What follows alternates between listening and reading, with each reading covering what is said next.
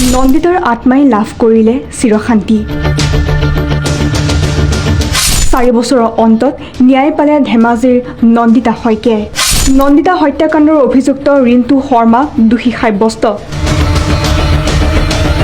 কলেজৰ পৰা ঘৰলৈ উভতাৰ পথত নন্দিতাক আক্ৰমণ কৰিছিল ৰিণ্টুৱে।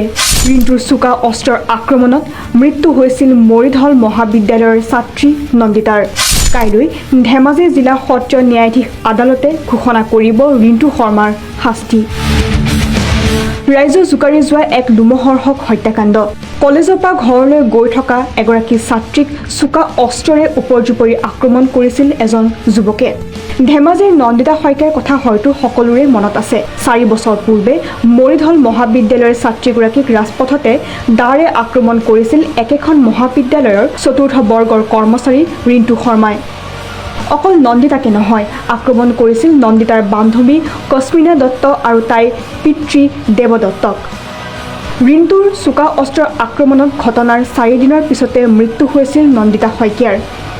নন্দিতা শইকীয়াৰ মৃত্যুৰ আজি 4 বছৰ সম্পূৰ্ণ হ'ল আৰু 4 বছৰৰ অন্তত ন্যায় পালে নন্দিতা আৰু তাইৰ পৰিয়ালে।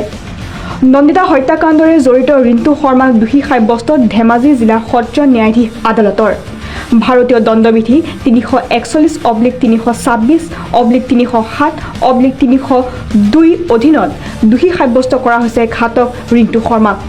কাইলৈ ধেমাজি জিলা সত্ৰ ন্যায়াধীশ আদালতে ঘোষণা কৰিব ৰিণ্টু শৰ্মাৰ শাস্তি। নন্দিতা শইকীয়াৰ দোষীৰ এতিয়া কঠোৰতকৈও কঠোৰতম শাস্তিৰ দাবী জনাইছে পৰিয়ালৰ লগতে সমগ্ৰ ৰাজ্যবাসীয়ে। নিউজ ডেস্ক ৰিপৰ্ট কাঞ্চন আছাম। নন্দিতাৰ আত্মাই লাভ কৰিলে চিৰশান্তি। 4 বছৰৰ অন্তত ন্যায় পালে ধেমাজিৰ নন্দিতা শইকীয়াই। নন্দিতা হত্যাকাণ্ডৰ অভিযুক্ত ৰিণ্টু শৰ্মা দোষী সাব্যস্ত। কলেজৰ পৰা ঘৰলৈ উভতাৰ পথত নন্দিতাক আক্ৰমণ কৰিছিল ৰিণ্টুৱে।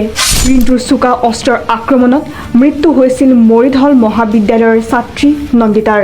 কাইলৈ ধেমাজি জিলা সত্ৰ ন্যায়াধীশ আদালতে ঘোষণা কৰিব ৰিণ্টু শৰ্মাৰ শাস্তি। ৰাইজৰ জোকাৰি যোৱা এক লোমহৰ্ষক হত্যাকাণ্ড।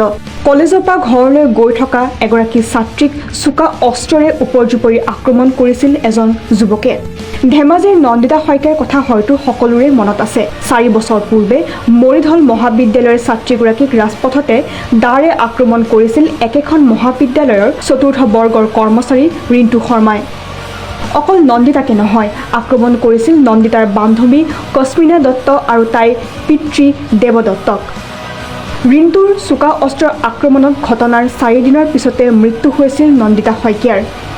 নন্দিতা শইকীয়াৰ মৃত্যুৰ আজি 4 বছৰ সম্পূৰ্ণ হ'ল আৰু 4 বছৰৰ অন্তত ন্যায় পালে নন্দিতা আৰু তাইৰ পৰিয়ালে। নন্দিতা হত্যাকাণ্ডৰে জড়িত ৰিণ্টু শৰ্মাক দোষী সাব্যস্ত ধেমাজি জিলা সত্ৰ ন্যায়াধীশ আদালতৰ। ভাৰতীয় দণ্ডবিধি 341-326-307-302 অধীনত দোষী সাব্যস্ত কৰা হৈছে ঘাতক ৰিণ্টু শৰ্মাক। কাইলৈ ধেমাজি জিলা সত্ৰ ন্যায়াধীশ আদালতে ঘোষণা কৰিব ৰিণ্টু শৰ্মাৰ শাস্তি। নন্দিতা শইকীয়াৰ দোষীৰ এতিয়া কঠোৰতকৈও কঠোৰতম শাস্তিৰ দাবী জনাইছে পৰিয়ালৰ লগতে সমগ্ৰ ৰাজ্যবাসীয়ে। নিউজ ডেস্ক ৰিপৰ্ট কাঞ্চন আছাম।